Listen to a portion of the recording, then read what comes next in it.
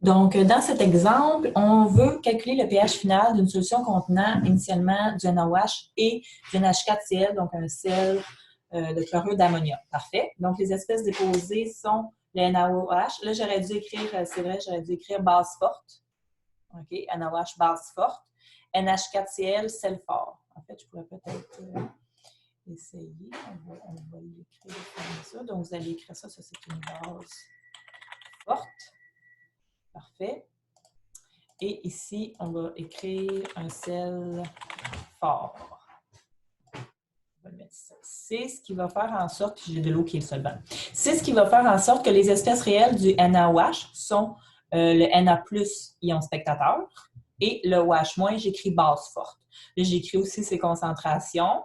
Donc, ça, c'est des faits au complet, c'est des coefficients stoichiométriques de 1. Parfait. Après ça, le NH4Cl, c'est un sel fort. Donc, lui aussi, c'est des faits au complet. Les espèces réelles sont le NH4+, 0,3 mol par litre, c'est la concentration que j'avais au départ, et le Cl-, qui est un ion spectateur. Okay? Donc, ça veut dire que les espèces que j'ai déposées, comme ce sont tous des électrolytes forts, ils n'existent pas dans la solution sous cette forme-là. Le composé ionique, c'est qu'il tombe dans l'eau et il se défait tout de suite. Donc, qu'est-ce qui existe réellement? Ce sont les ions qu'on a fait la liste ici sous espèces réelles. Maintenant, je regarde, est-ce qu'il y a une réaction de neutralisation? Là, c'est la nouvelle question que je vais me poser maintenant à chaque fois après les espèces réelles. Y a-t-il une réaction de neutralisation? Donc là, je regarde si j'ai un acide et une base. Est-ce que j'ai les deux? Fait que j'ai une base forte, j'ai un acide faible.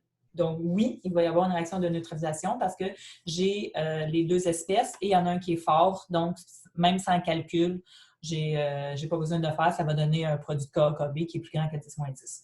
Donc, là, qu'est-ce que je fais? J'écris, là, nous, on va les écrire sous forme réelle. Donc, notre équation de neutralisation, elle va être sous une forme ionique nette.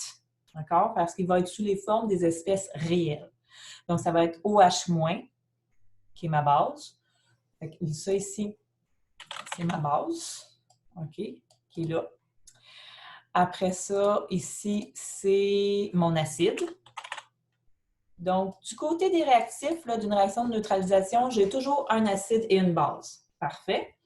Donc là, qu'est-ce qui arrive? L'acide va faire son caractère acide, c'est de perdre un H. OK? Ça, c'est qu'est-ce qui va arriver. Puis le OH-, bien, lui, c'est la base. Fait qu'est-ce qui va arriver dans ce cas-ci? C'est que le H+, qui est généré comme en surplus avec le OH-, bien, ils vont se lier ensemble et ça va faire une molécule d'eau. Puis là, bien, il va rester l'autre espèce qui est le NH3, qui est l'espèce conjuguée de NH4+, qui a perdu son H. Donc, il faut que les atomes soient balancés et que les caractères acides et basiques aient été en quelque sorte exprimés. Donc, du côté des produits, ce n'est pas toujours du NaCl puis de l'eau. Pas toujours. Il faut regarder les espèces conjuguées des acides et des bases en question. Donc ça, j'ai écrit par moi-même mon réaction de neutralisation. Alors là, à l'étape initiale, je vais écrire mes concentrations. Là, ici, dans cet exemple, ils sont en mol par litre. On peut résoudre en mol par litre ou on peut résoudre en mol. Parce que pour la neutralisation, on n'aura pas besoin de résoudre avec une constante d'équilibre à la fin, parce que ça va être juste un bilan réactionnel qu'on va faire vraiment la somme, réactif limitant, tout simplement, parce qu'on n'a pas d'équilibre. On va épuiser les réactifs jusqu'à temps qu'il y en a un des deux qui manque. Donc, je peux l'écrire en mol par litre ou en mol. Donc là, ici, peut-être juste pour être encore plus clair, on va écrire qu'on l'a fait en mol par litre. OK? Du NH3, je consulte mes espèces réelles pour être sûr qu'il n'y en avait pas. Il n'y en avait pas. Puis de l'eau, ben, c'est de l'eau liquide, fait que je n'ai pas vraiment besoin, là, il y en a juste plein. Après ça, je fais ma réaction. Là, je constate que les coefficients stoichiométriques sont 1. Donc, grâce à ça, quand je vais avoir consommé le OH- au complet, bien, il va arriver à 0. Puis là, le NH4 ne pourra plus réagir parce qu'il n'y aura plus de comparse pour réagir avec lui. Donc, je soustrais moins 0,15 des deux côtés. Et selon les coefficients stoichiométriques qui sont ici de 1 pour 1, donc si une mol de OH- a réagi, alors une mol de NH3 aura été générée. Donc, c'est des relation de 1 pour 1. Et du côté du NH4+, bien, peut-être, je vais juste essayer un petit outil. Qu'est-ce que vous voyez ici? C'est que j'avais une certaine quantité, j'en ai une quantité qui a été consommée et il en reste encore. Parfait. Donc, si on continue, à la page suivante. Je vais juste venir enlever cette petite chose-là. Parfait. Donc, qu'est-ce qui se passe après la réaction de neutralisation? On va refaire notre liste d'espèces réelles à la lumière de qu'est-ce qu'il y avait, qu'est-ce qui a été consommé, puis qu'est-ce qui reste. Il faut qu'on fasse tout le bilan de ça. Donc, je n'oublie pas les espèces qui étaient là, mais qui n'ont pas réagi. Donc, au terme de cette réaction, je vois qu'il n'y a plus de OH-, donc ça, il n'y en a plus. Du NH4+, il y en a. Et j'ai maintenant du NH3, qui est une nouvelle espèce qui n'était pas avant. Fait que elle, je vais l'ajouter dans mes espèces réelles. Là, je prends soin de regarder mes espèces réelles qui n'ont réagi. Donc, j'avais du Na+, et du Cl-. Donc, je vais tout réécrire ça ici dans les espèces restantes, qui est comme un deuxième état initial, si on veut.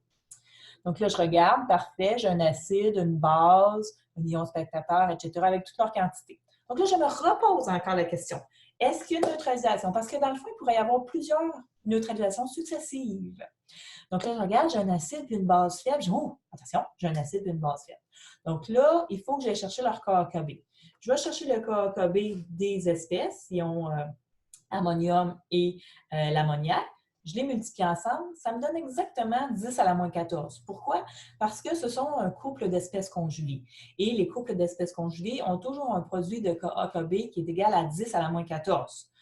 Donc, les espèces conjuguées ne vont jamais réagir par une réaction de neutralisation ensemble. OK? Donc, ça ne se passera pas. Donc là, la réponse à la question, y a-t-il une neutralisation? C'est non. Fait que là, je viens de revenir à ce moment-ci de la procédure exactement à un endroit que j'aurais pu vous donner ce problème-là à l'autre chapitre parce que vous avez été capable de le faire. Donc, on va faire pause pour le moment, puis on va s'en aller dans la prochaine diapo.